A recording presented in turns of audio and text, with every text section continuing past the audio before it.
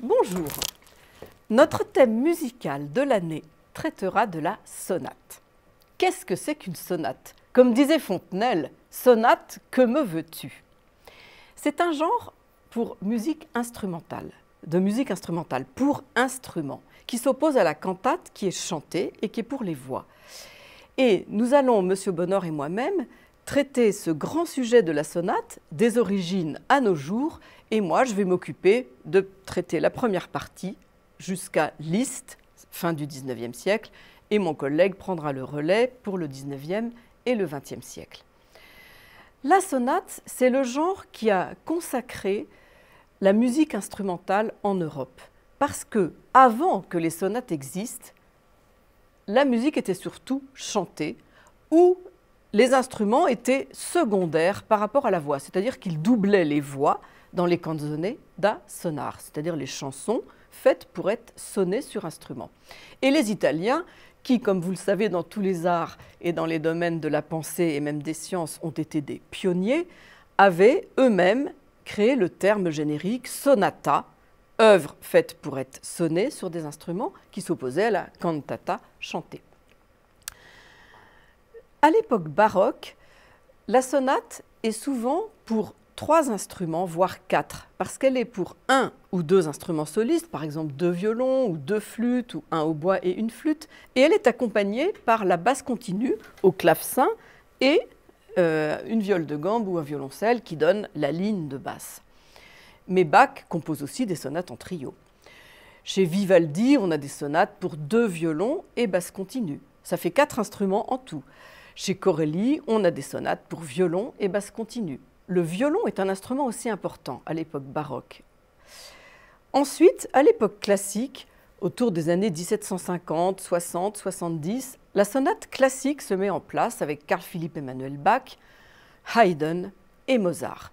Et là, les choses se fixent, le schéma se fige et le genre prend son indépendance. C'est-à-dire que Haydn, Carl Philipp Emanuel Bach, Mozart composent des sonates pour piano qui sont en 3 parties, avec une partie vive qui s'appelle Allegro au début, un mouvement lent au milieu, Adagio, et un rondo pour terminer de façon joyeuse la sonate. À la même époque, souvenez-vous, ceux qui avaient assisté au cycle avec M. Bonnor et moi-même il y a 2 ans, sur la symphonie, la symphonie était un genre pour orchestre. Eh bien, la sonate, c'est l'équivalent, sauf que ça tourne autour du piano. Alors, les sonates pour piano solo sont légion et reine, mais autour du piano peut se greffer un violon. Mozart composa aussi des sonates pour piano et violon. Beethoven, des sonates pour piano et violoncelle. Debussy, une sonate pour flûte, alto et harpe. Donc là, on sort du piano. Mais à l'époque romantique, la sonate reste surtout destinée au piano. Beethoven a apporté la grande révolution en amplifiant la forme de la sonate pour piano et violon ou piano et violoncelle. Schubert a créé des magnifiques atmosphères entre ombre et lumière avec ses sonates pour piano. Les 3 romantiques allemands, Mendelssohn, Schumann et Brahms, ont composé chacun quelques sonates, ainsi que Chopin, Liszt et Grieg.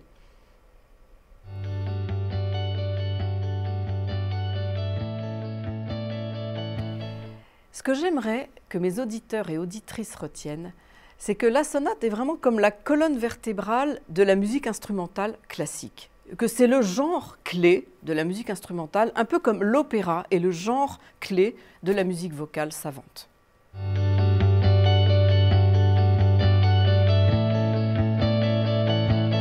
Si possible, écoutez le plus possible de sonates baroque, classique, chez Beethoven, romantique, post-romantique, du XXe siècle. Allez sur Internet, tapez sonate et un compositeur et voir qu'est-ce qui sort, se familiariser avec ce genre musical, comprendre qu'il va concerner aussi la gamme de Do, la tonalité. Tout le langage tonal s'appuie vraiment et fait référence et habille et habite et structure la sonate même, carrément structure, et structurant pour la sonate. Et ça, c'est important. Et la sonate, elle va aussi évoluer justement avec ce langage musical qui va passer de la tonalité à l'hyperchromatisme chez les romantiques, chez Liszt, et ensuite à la tonalité, L', A tonalité.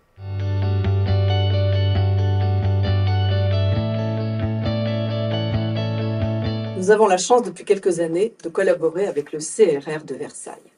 Et cette année, autour de la sonate, cette collaboration, cet échange fructueux continueront avec des élèves talentueux qui font un travail formidable et que je remercie infiniment d'avoir travaillé pour nous cette année et d'accepter de continuer. Alors, cet échange se fera essentiellement pour, avec et autour du piano, mais pas que, puisqu'il y a aussi des sonates pour piano et violon, donc nous comptons bien sur la classe de violon, la participation de la classe de violoncelle également, la participation de la classe de clavecin pour toute la partie baroque, qui, comme je vous disais, accompagnera les sonates en trio, et peut-être d'autres instruments, la sonate pour flûte et piano de Poulenc, appelle une flûte traversière par exemple, la sonate pour flûte, alto et harpe de Debussy appelle un flûtiste, un harpiste et un altiste. Voilà. Je vous souhaite un agréable été, je vous dis au revoir et j'espère vous retrouver nombreux l'année prochaine.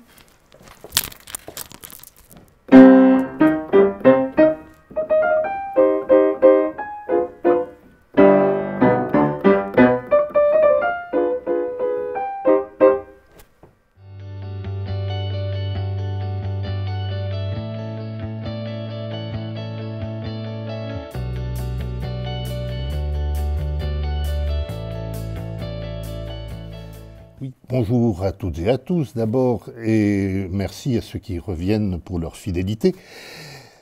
En fait, c'est très simple. Je reprends au début du mois de janvier le fil de l'histoire de la sonate après les interventions de Pascal Lanquet-Guiton.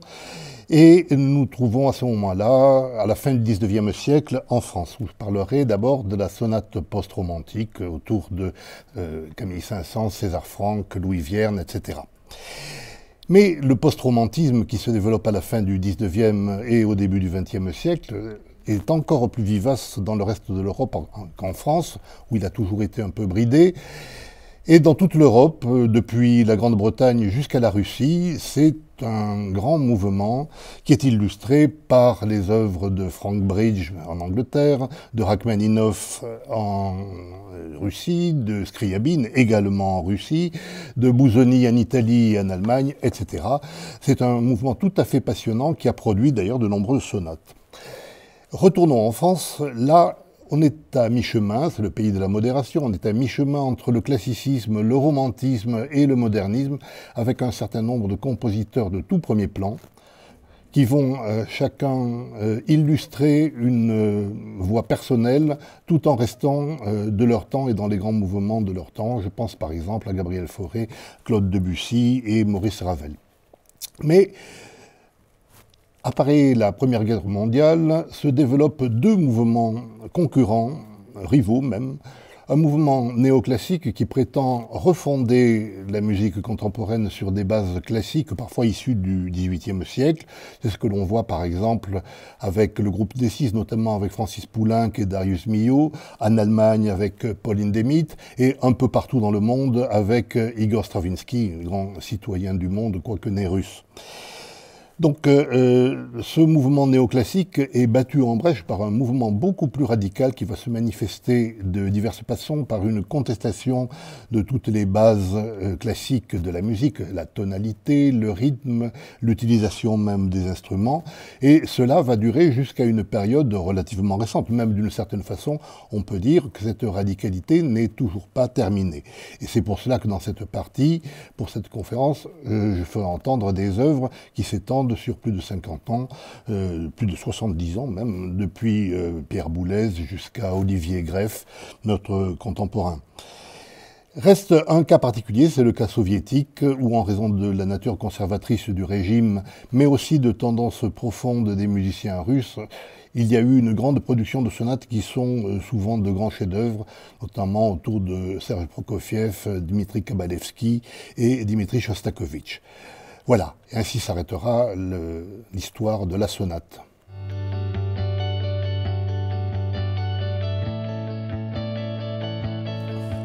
Alors, pour certaines conférences, nous bénéficierons, comme les années précédentes, de la participation active des élèves du conservatoire à rayonnement régional de Versailles, des classes d'instruments et de musique de chambre. C'est un élément extrêmement important pour nous. Sinon, évidemment, ce sera de la musique enregistrée. Ce sont des œuvres, dans la partie que je traiterai, qui sont parfois assez rares, et donc il faut aller chercher un peu pour les trouver, parfois, pas toujours, et donc je ferai écouter un certain nombre de choses qui sont autant de découvertes.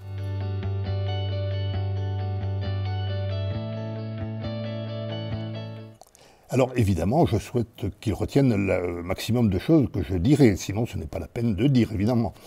Mais surtout, je voudrais qu'ils comprennent que, au-delà des musiciens classiques, il existe quantité de musiciens moins connus, parfois même tout à fait méconnus, qui ont produit de belles choses, et puis pas seulement en France et en Allemagne, et en Russie, mais aussi dans des pays moins connus, par exemple, enfin moins connus pour leur production musicale, comme la Grande-Bretagne, l'Italie, les États-Unis, l'Amérique du Sud, etc.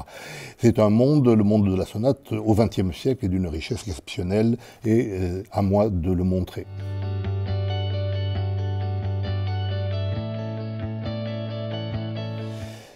Pour ce qui est d'écouter, évidemment, si vous bénéficiez d'une discothèque, profitez-en. Sinon, je vous signale que la bibliothèque municipale de Versailles possède une discothèque extrêmement riche dans tous ces domaines. Mais de chez vous, vous pouvez parfaitement consulter YouTube, qui est une chaîne, ou un ensemble de chaînes, où l'on trouve une documentation extrêmement nombreuse, des œuvres extrêmement rares et intéressantes, aussi bien que des œuvres très classiques d'ailleurs.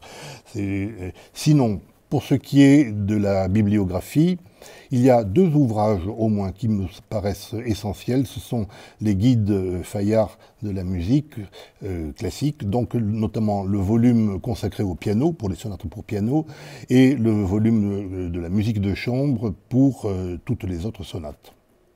Au revoir à tous. Je vous donne rendez-vous nombreux dans cette salle de l'Université ouverte de Versailles l'année prochaine pour participer à de belles découvertes musicales.